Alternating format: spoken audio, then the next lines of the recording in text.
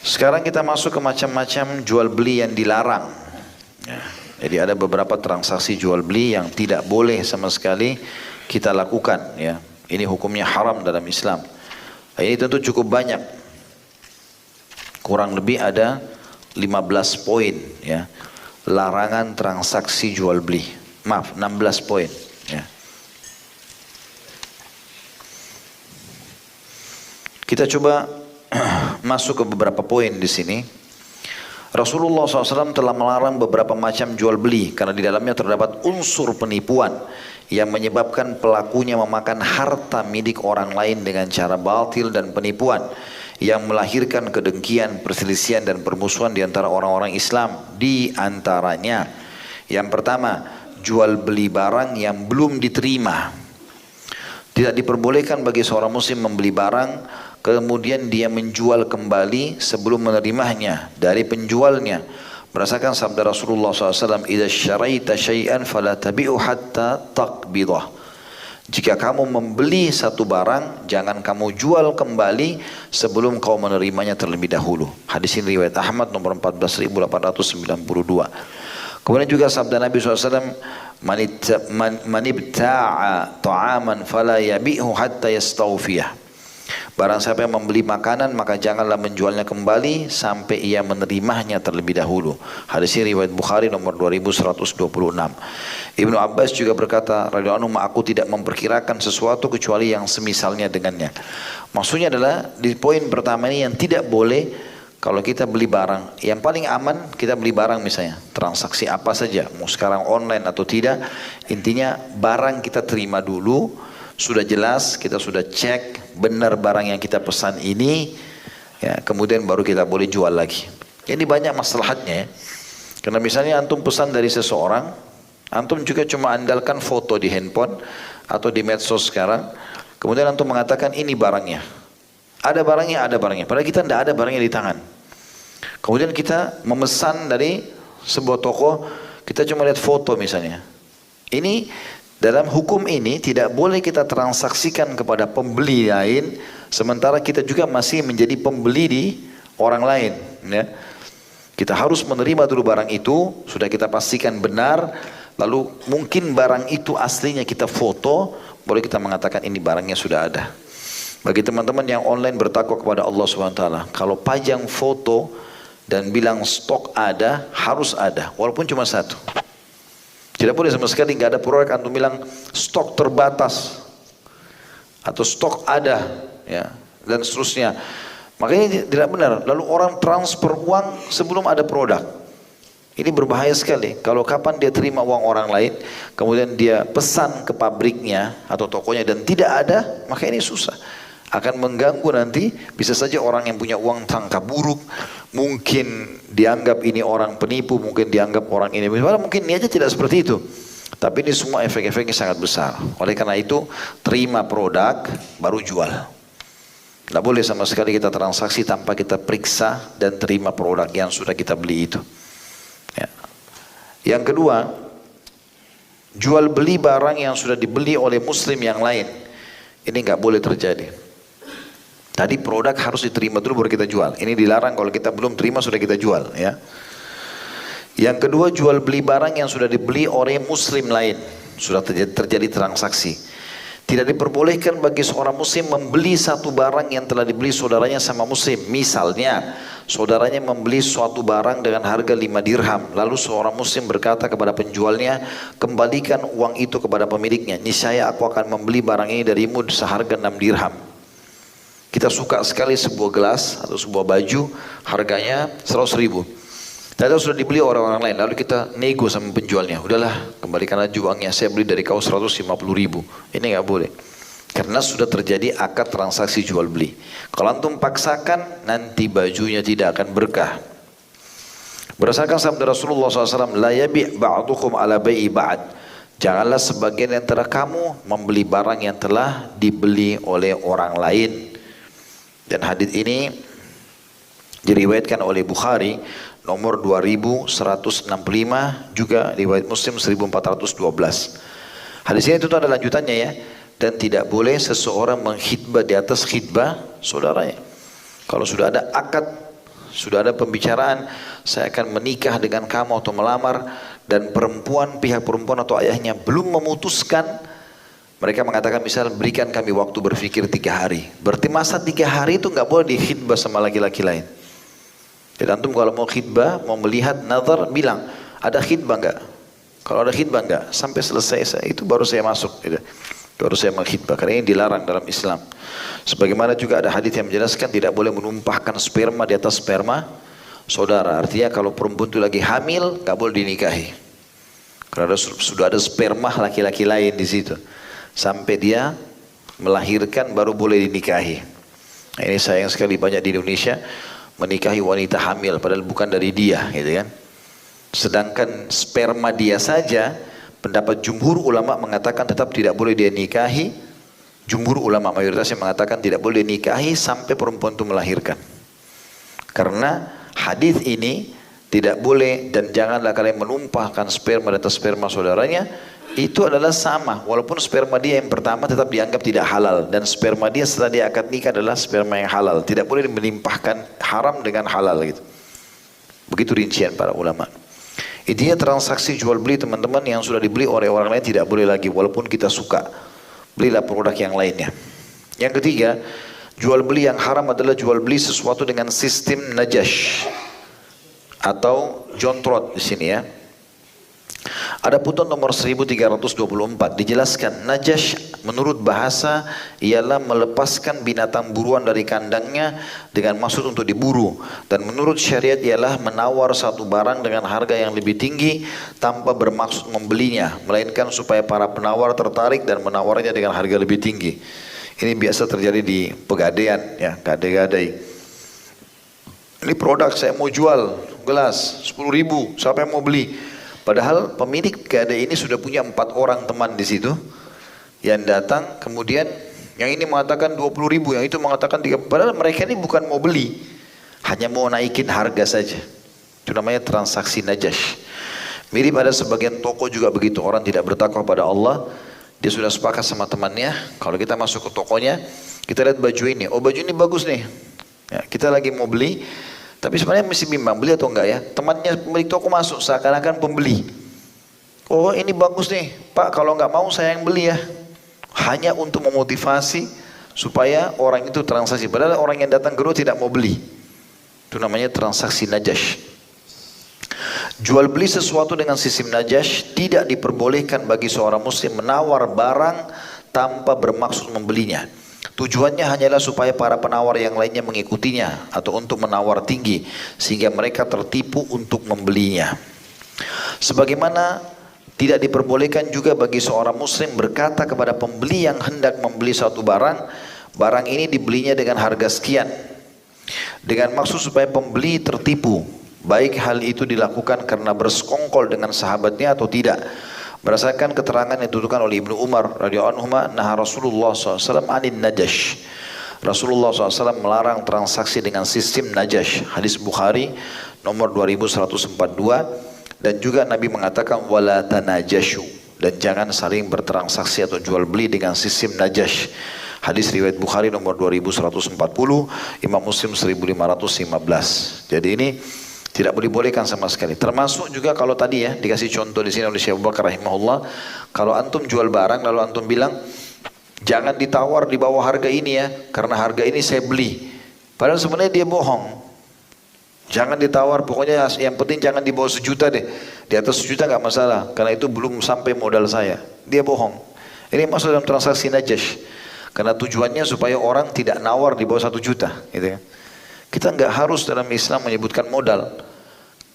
Saya mau jual 50.000, mau beli silakan, tidak mau ya sudah. Kita mau kasih diskon misalnya 5.000, ya sudah 45.000. Orang nggak mau beli ya sudah, selesai. Berhentikan saja pada saat itu, gitu kan? Atau kita lepaskan kepada dia dengan niat insya Allah mendapatkan rezeki yang halal atau membantu saudara muslim, itu boleh. Yang keempat, jual beli yang haram adalah jual beli barang yang diharamkan dan barang najis atau barang yang najis ya. Tidak diperbolehkan bagi seorang muslim menjual barang yang diharamkan, seperti jual khamar ya, jual apa saja dalam Islam yang haram, jual babi, jual anjing, jual segala macam. Maksudnya di sini dagingnya ya. Maksudnya anjing itu, karena khusus anjing, ada jenis anjing yang dibolehkan tapi khusus oleh Abu Hanifah juga rahimahullah. Abu Hanifah, jumhur ulama mengatakan anjing nggak boleh ditransaksikan. Abu Hanifah mengkhususkan anjing berburu dibolehkan. Karena dasarnya memang bisa dipakai. Sebagaimana surah Al-Ma'idah surah nomor 5 ayat 4 menjelaskan masalah itu. Intinya teman-teman sekalian, tidak diperbolehkan bagi seorang muslim menjual barang yang diharamkan, barang najis, serta barang yang membawa kepada sesuatu yang diharamkan. Jadi tidak diperbolehkan baginya jual beli minuman keras, daging babi, lukisan, maksudnya lukisan sini lukisan makhluk hidup ya, bangkai, ya, kecuali bangkai dibolehkan, seperti apa, semua hewan air kan bangkainya halal gitu ya, atau kalau darat itu belalang, yang lain tidak boleh tentunya. Patung tidak boleh ditransaksikan karena dasarnya memang ini larangan dalam syariat Islam. Dan anggur yang sudah memabukkan, bukan anggur buah ya, kepada seseorang yang akan menjadikannya sebagai minuman keras. Hal ini berdasarkan sabda Rasulullah SAW, Inna Allah harrama bai'al khamri wal maitati wal khinziri wal asnam. Sesungguhnya Allah telah mengharamkan jual beli minuman keras, bangkai, daging babi dan juga berhala. Hadis ini diriwayatkan oleh Bukhari nomor 2236, Muslim 1581. Ya, jadi semua jenis khamr nggak boleh. Dan khamr itu semua yang mengubah akal, tidak dari normal menjadi keluar dari batas normalnya, baik itu cairan ataupun bubuk. Makanya narkotika masuk dalam hal-hal yang dilarang, masuk dalam kategori khamr umumnya. Maita adalah bangkai, tadi saya sudah bilang, kecuali bangkai yang dibolehkan, karena Nabi SAW mengatakan dihalalkan buat kalian dua bangkai, semua bangkai air dan juga bangkai darat belalang ya. Daging babi secara mutlak semuanya tidak boleh dan tidak boleh merekayasanya ya. Begitu juga dengan berhala. Merekayasa itu begini, ada sebuah hadis sahih kata Nabi SAW, semoga Allah membinasakan kaum Yahudi pada saat Allah mengharamkan bangkai buat mereka. Mereka mengeluarkan lemaknya, lalu mereka olah, lalu mereka jual dan memakan nilainya. Pada dasarnya bangkai haram semua, dagingnya dan juga lemaknya. Tapi orang-orang Yahudi menyiasati, daripada dibuang bangkai ini, ambil lemaknya, dijadikan minyak baru dijual. Pada dasarnya dia dari bangkai, hukumnya haram, tidak boleh. Begitu juga dengan berhala, segala macam bentuk patung, ya, dilarang untuk bertransaksi dengannya. Juga sabda Rasulullah SAW, la'anallahul musawwirin. Allah melaknat para pelukis. Sini saya sudah pernah jelaskan, makhluk hidup ya, terutama manusia sama hewan. Kalau pelukis umum, pemandangan, mobil, ya, teman-teman arsitek yang menggambar ya, rumah segala macam itu masih dibolehkan. Tapi kalau manusia sama hewan, itu umumnya disepakati oleh para ulama. Kemudian juga sabda Rasulullah SAW, man habasal inaba ayyamal qitafi hatta yabi'aha min yahudi aw nasrani aw mimman yattakhiduha khamran faqad taqahhama an-nara ala basirah. Barang siapa yang menahan anggur pada musim panen sehingga dia bisa menjualnya kepada orang Yahudi atau orang Nasrani atau orang yang akan menjadikannya sebagai minuman khamr, maka dia telah menceburkan dirinya ke neraka secara terang-terangan. Tentu di sini yang dimaksud adalah orang Yahudi Nasrani yang mengelola itu menjadi khamr ya. Karena umumnya transaksi jual beli dengan ahli kitab boleh. Nabi SAW bertransaksi dengan mereka dan para sahabat juga bertransaksi. Tapi kapan transaksi itu kita tahu mereka akan gunakan pada sesuatu yang haram, maka tidak boleh sama sekali. Ya. Seperti misalnya tadi anggur untuk dijual atau dibuat jadi khamr ya. Yang kelima, jual beli yang di dalamnya terdapat unsur manipulasi. Tidak diperbolehkan bagi seorang muslim melakukan jual beli yang di dalamnya mengandung unsur manipulasi, sehingga tidak diperbolehkan menjual ikan yang ada di dalam kolam, menjual bulu domba yang masih melekat di punggung domba, dan menjual janin binatang yang masih ada dalam perut induknya, menjual air susu binatang yang masih ada dalam ambingnya, menjual buah-buahan sebelum matang ya, atau masih bergantung di pohonnya sebelum dipetik ya, menjual biji-bijian sebelum keras karena tidak tahu ini jadi atau enggak gitu, menjual barang tanpa diperbolehkan melihat. Beli saja barang ini dalam dus tapi nggak usah dibuka, nggak boleh dibuka, ambil saja begitu Ya. Mau baik mau enggak ya terserah, nasib-nasiban, ini nggak boleh. Membolak-balik, ya, jadi di sini dikatakan menjual barang tanpa diperbolehkan melihat, membolak-balik atau memeriksanya. Ketika barangnya ada pada penjualnya atau tanpa menjelaskan sifat, jenis dan beratnya ketika barangnya tidak ada pada penjualnya. Semua itu berdasarkan sabda Rasulullah SAW, la tasyrus samaka fil ma fa innahu gharar. Jangan kamu membeli ikan yang masih ada di dalam air, karena hal itu mengandung unsur manipulasi. Hadis ini diriwayatkan Ahmad nomor 3667. Tentu di sini ulama rincikan ya. Kalau kita beli ikan dalam air dengan niat untuk hiasan saja, untuk dipelihara nggak ada masalah. Untuk hiasan, karena dasarnya kita beli di akuarium segala macam, tidak ada masalah. Tapi kalau niatnya untuk diternakkan atau untuk dimakan, maka nggak boleh. Sampai kita keluarkan, dilihat, ya seperti biasa kita kalau beli ikan dari tempat pemancingan, habis dikeluarkan ditimbang dulu, dilihat, gitu kan. Maka disitulah baru ditakar atau dinilai berapa atau diberikan berapa nilainya. Keterangan juga dituturkan oleh Ibnu Umar radhiyallahu anhu, Rasulullah SAW an yuba'a tamrun hatta yut'am aw usufun ala dhahrin aw labanin fi dhar'in aw samnun fi laban. Rasulullah SAW melarang kurma dijual sehingga ia dapat dimakan. Jadi kurma itu biasa melalui 4 proses ya. Hijau dulu, ini belum bisa dimakan. Ini uniknya, kadang-kadang banyak jemaah haji kita, jemaah umroh banyak beli. Dan yang paling gampang laku, ya promosinya adalah buat kejantanan, kesuburan dan seterusnya. Orang Arab aja nggak ada yang makan di kurma hijau, hanya orang kita. Kemudian dia pindah ke tahap kedua, kuning. Nah ini sudah layak makan. Kemudian dia merah, baru kemudian dia menjadi coklat atau hitam, gitu kan. Nah kalau dia masih hijau, ini disebutkan dalam hadis Rasulullah SAW melarang dijual sehingga ia layak kurma, sehingga ia dapat dimakan. Atau bulu domba yang masih melekat di punggung domba, jadi harus dicukur dulu. Setelah dicukur, dikeluarkan, baru kemudian kita bisa melihat. Mungkin pada saat dicukur salah, sehingga akhirnya terpotong atau apalah, tidak seperti targetnya. Atau air susu yang masih berada di ambingnya, atau samin atau mentega yang masih berupa air susu. Ya. Hadis ini riwayat Baihaqi jilid 5 halaman 340, Daraqutni jilid 3 halaman 14, dan dianggap layak dijadikan sebagai hujjah. Jadi kalau misalnya kita mau beli mentega atau keju, ya kita beli dalam bentuk mentega atau keju. Kalau masih ada orang mengatakan ini susu, saya akan ubah menjadi mentega, lalu dia jual kepada kita nilai mentega, nggak boleh. Karena dasarnya masih susu, harus diubah dulu, baru kemudian kita transaksi. Itu yang dimaksud dalam hadis ini.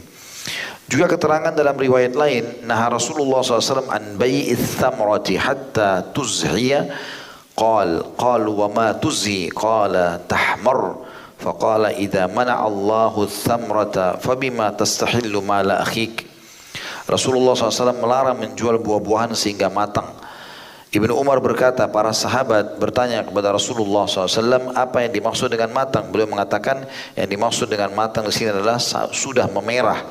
Rasulullah SAW melanjutkan, apabila Allah menghalangi buah-buahan tersebut dalam kurung layak dikonsumsi, maka dengan alasan apa kamu akan menghalalkan harta saudaramu? Hadis ini riwayat Bukhari nomor 2208 dan Muslim 1555. Jadi di sini teman-teman, yang dimaksud dengan matang layak dikonsumsi ya. Kayak kita di Indonesia kan kalau kita buat rujak mangga masih mengkal ya. Itu berarti sudah layak konsumsi ya. Itu yang dimaksud dengan matang, artinya layak konsumsi. Makna daripada sabda Nabi SAW sampai dia merah, maksudnya berubah warna ya. Berubah warna biasanya dari yang paling benar untuk dijual adalah yang sudah berubah dari sedang menjadi masak ya, sehingga dia sangat manis untuk dikonsumsi. Maka itu yang dimaksud. Tapi kata sebagian ulama, kalau seandainya buah itu dasarnya sudah memang dikenal dan dikonsumsi di wilayah itu dengan setengah matang, misalnya kayak kita tadi mangga mengkal misalnya, maka berarti tidak ada masalah, karena memang dasarnya sudah layak untuk dikonsumsi, masuk dalam kategori matang di situ. Juga keterangan dituturkan oleh Abu Sa'id Al-Khudri radhiyallahu anhu, tadi itu hadis Bukhari ya. nomor 2208 dan Muslim 1555. Juga keterangan hadits Abu Sa'id Al-Khudri radhiyallahu anhu, beliau berkata, nah Rasulullah SAW anil mulamasati wal munabadzati fil bai'. Rasulullah SAW telah melarang mulamasah atau saling menyentuh dan munabadzah saling melempar dalam jual beli. Jadi misalnya beli, dia cuma sentuh barang itu, baju misalnya di dalam plastik, ya. Ini baju, bagus ya, diambil. Dia nggak cek, dia nggak apa. Itu namanya mulamasah. Dalam Islam tidak boleh, dilarang. Harusnya antum buka dulu cek, mungkin terlalu robeknya. Mungkin tertulis ukurannya XL, tapi begitu kita buka kecil. Mungkin salah tempel. Ya. Sementara tadi hukum khiyar, kalau kita sudah terlanjur pisah, berarti sudah selesai transaksi, nggak boleh antum kembalikan, kan gitu. Makanya mulamasah dilarang. Begitu juga dengan munabadzah, saling melempar barang. Contoh misal, saya punya toko di sini, dia juga punya toko di sebelah teman saya. Karena ramainya pembeli, lalu saya bilang, lemparin saya baju yang itu. Dia lempar ke toko saya, lalu saya main ambil, langsung kasih ke kresek, jual kepada pembeli. Ini nggak boleh. Saya sekarang transaksi sama dia, harus saya cek barang ini.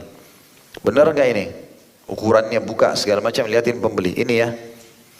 Kemudian baru kita ya, jual kepada dia. Itu pun juga harus sudah disepakati, kita sudah transaksi jual beli dengan dia. Ya, transaksi jual beli dengan dia sudah terputus, baru kita jual lagi kepada orang lain. Ya, ini yang dimaksud dengan munabadzah. Biasanya orang hanya saling melempar-lempar barang, tapi ternyata melempar barang itu belum tentu sesuai dengan apa yang diharapkan. Apalagi langsung dikasih konsumen. Sekarang kalau konsumennya protes kepada penjual, penjual akan protes juga penjual itu. Ini jadi akhirnya jadi panjang hanya karena masalah tidak memahami apa yang Nabi SAW larang ini. Adapun yang dimaksud dengan mulamasah adalah seseorang mengadakan transaksi jual beli dengan menyentuh kain milik orang lain pada waktu malam atau siang sebagai tanda dilangsungkannya transaksi tanpa membolak-baliknya. Sedangkan munabadzah adalah seseorang mengadakan transaksi jual beli dengan melemparkan kainnya dan orang yang lain membalasnya dengan melakukan hal yang sama sebagai tanda dilangsungkannya transaksi. Dan kedua hal tersebut merupakan bentuk transaksi jual beli di antara keduanya tanpa melihat, memeriksa serta membolak-balikkan. Hadis ini diriwayatkan oleh Bukhari nomor 2144, Muslim 1512. Intinya poin kelima, cek barang itu. Sudah selesai semuanya antum cek, baru antum bayar transaksi jual beli. Jangan hanya mulamasah atau munabadzah. Mulamasah berarti hanya menyentuh dan tanpa cek, ataupun munabadzah hanya saling melempar. Ya, hanya saling melempar saja. Jual beli yang keenam, dua transaksi dalam satu transaksi. Seorang muslim tidak diperbolehkan mentransaksikan dua transaksi dalam satu transaksi, melainkan dia harus mentransaksikannya dalam transaksi yang berbeda, karena di dalamnya mengandung unsur kesamaran yang dapat menyakiti atau merugikan muslim lainnya atau memakan hartanya dengan cara yang tidak benar. Adapun mentransaksikan dua transaksi dalam satu akad terdiri dari beberapa bentuk, diantaranya penjual berkata kepada pembeli, si penjual berkata kepada pembeli, aku menjual satu barang kepadamu dengan harga 10 dirham kontan atau dengan 15 dirham kredit hingga batas waktu tertentu. Lalu ia melanjutkan transaksi jual belinya, tapi penjual tidak menjelaskan kepada pembeli transaksi yang mana yang akan dilangsungkan. Contoh lain, jadi dia harus bilang, kita sepakat ini di kredit atau ini di cash. Dia tidak boleh hanya memberikan harta atau memberikan harga berbeda lalu kemudian dikasih kepada pembeli. Pembeli nggak tahu apakah ini harus bayar cash atau harus bayar kredit. Gitu. Contoh lain, penjual berkata kepada pembeli, aku jual rumah ini kepadamu dengan harga sekian, dengan syarat bahwa kamu harus menjualnya kembali kepadaku dengan harga sekian dan sekian. Contoh lain, jadi maksudnya saya jual kepada kau rumah ini, bulan depan jual kepada saya dengan harga ini. Ini langsung dua akad dalam satu transaksi. Sekarang dia lagi mau menjual barang rumah kepada si A, jual rumah kepada si B. Ini rumah saya jual kepada kamu ya. Maka ini transaksi aja belum selesai. Langsung dia kasih syarat transaksi yang kedua, kalau nanti bulan depan kau jual ke saya lagi. Orang transaksi yang pertama aja belum selesai, sekarang dia sudah buat akad transaksi yang kedua gitu. Contoh lain lagi dikatakan, ya saya sebutkan dulu kembali, contohnya adalah penjual berkata ke pembeli, aku jual rumah ini kepadamu dengan harga sekian, dengan syarat bahwa kamu harus menjualnya kembali kepadaku dengan harga sekian dan sekian. Jadi ada dua akad langsung. Contoh lainnya, seorang penjual menjual salah satu dari dua buah barang yang berbeda dengan harga 1 dinar dan akad pun dilangsungkan. Tapi pembeli tidak mengetahui barang yang mana dari kedua barang tersebut yang telah dibelinya. Ya. Jadi dia taruh dua barang sama-sama, jenisnya sama. Tapi ini 1 dirham, ini 2 dirham. Beda. Dan pembeli tidak tahu yang mana yang dia harus beli. Gitu kan. Biasanya begitu ya, mungkin hanya karena beda warna, maka dinaikkan harganya hanya untuk mempermainkan saja. Karena dianggap ini kenapa? Oh ini di pasar lebih disukai. Ya, ini tidak ada akad mungkin dalam Islam. Ya sudah antum jual dengan harga yang sama karena produknya sama. Gitu kan. Tidak boleh meletakkan dua harga yang berbeda di satu produk. Nanti akhirnya kesannya ada dua transaksi. Jadi kalau dia mau beli dua barang, berarti ini lain harganya, ini lain harganya. Padahal transaksinya satu, gitu kan? Seperti itu. Hal itu berdasarkan keterangan juga dalam sebuah hadis, annahu sallallahu alaihi wasallam naha an bai'ataini fi bai'ah, bahwa Rasulullah SAW telah melarang dua transaksi jual beli dalam satu transaksi. Hadis ini disebutkan oleh Ahmad nomor 9301, Tirmidzi nomor 1231, dan hadis ini dikategorikan hadis yang sahih. Ya, Allahu a'lam. Baik, itu saja. Insyaallah kita lanjutkan nanti pertemuan akan datang. Subhanakallahumma bihamdika asyhadu an la ilaha illa anta astaghfiruka wa atubu ilaik. Wassalamualaikum warahmatullahi wabarakatuh.